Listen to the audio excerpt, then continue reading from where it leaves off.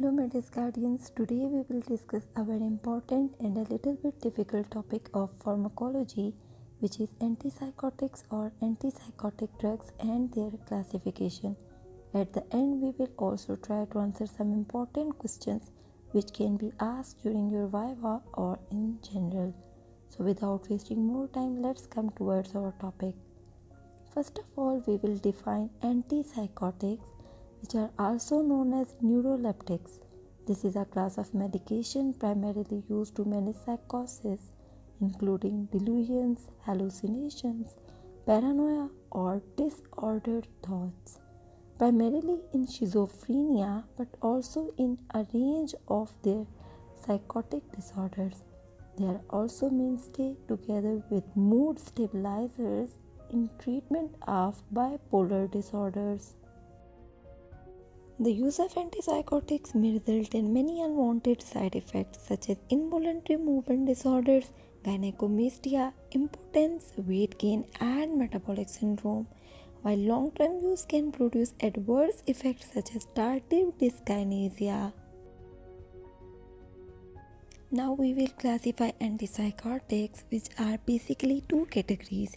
One is first generation antipsychotic drugs known as typical antipsychotics, while other is second generation drugs known as atypical antipsychotics.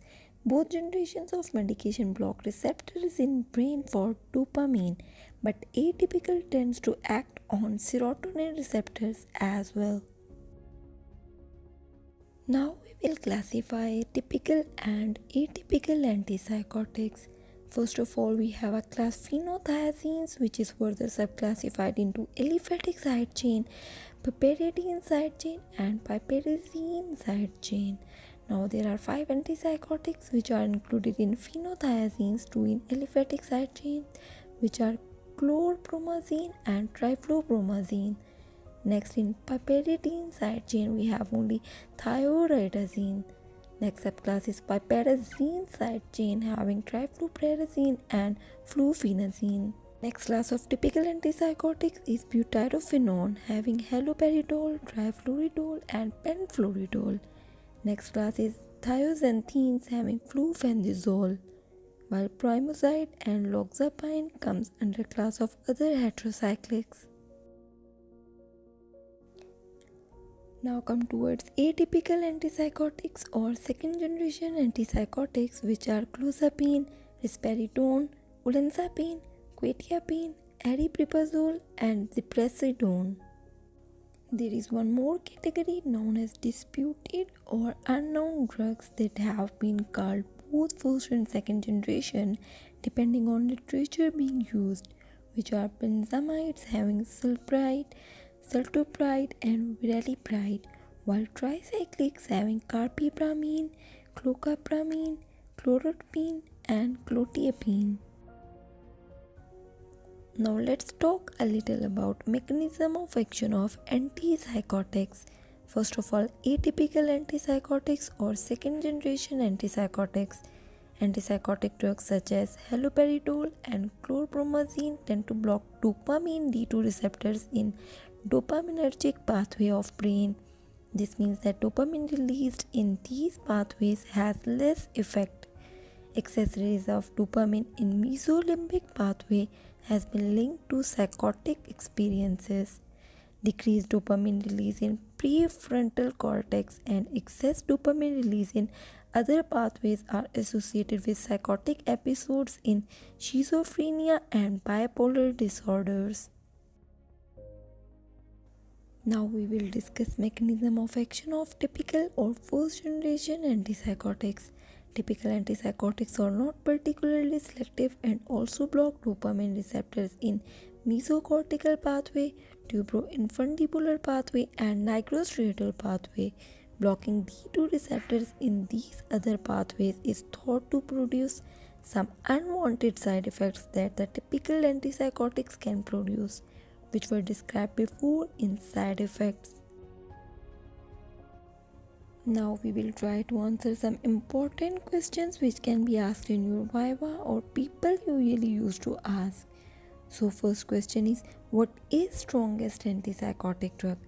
So clozapine, which has strongest antipsychotic effect, but it can cause neutropenia. Second question is, what is weakest antipsychotic drug? So on atypical antipsychotics, risperidone is weakest in terms of atypicality criteria. Next question is, do antipsychotics ruin your brain? Well, research on other kinds of structural brain changes caused by antipsychotics has been negative to date, which means no change, but there is some evidences of change in neurons of neurofibrillary tangles such as in Alzheimer's disease. Next question which people usually ask is, are there any natural antipsychotics because they are afraid of medicines? So answer is, some studies suggest that glycine, sarcosine, NAC, several Chinese and Ayurvedic herbs, ginkgo biloba, estradiol and vitamin B6 may be effective for psychotic symptoms when they are added to antipsychotics. While glycine, when added to clozapine, then it's not natural antipsychotic. Next very important question is, can you get off antipsychotics?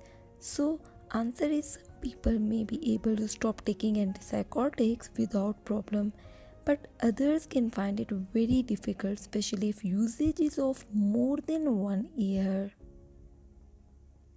Next question is, do antipsychotics shorten life? So results of several observational studies have found that antipsychotic drugs either have no effect on mortality rate or they reduce mortality when compared with no treatment. Next question is, do antipsychotics affect intelligence? So first generation antipsychotics do have, and in addition to producing adverse motor system effects, D2 blockage can have adverse effects on higher level cognitive skills. Such adverse effects on working memory are well established in animal models. So this was all about classification of antipsychotics, their simple distribution, brief mode of action, and some general questions regarding antipsychotic drugs or antipsychotics. Hope you all got a rough or basic idea about antipsychotics. So see you all in next video with some other topic. Till then, stay safe and keep smiling.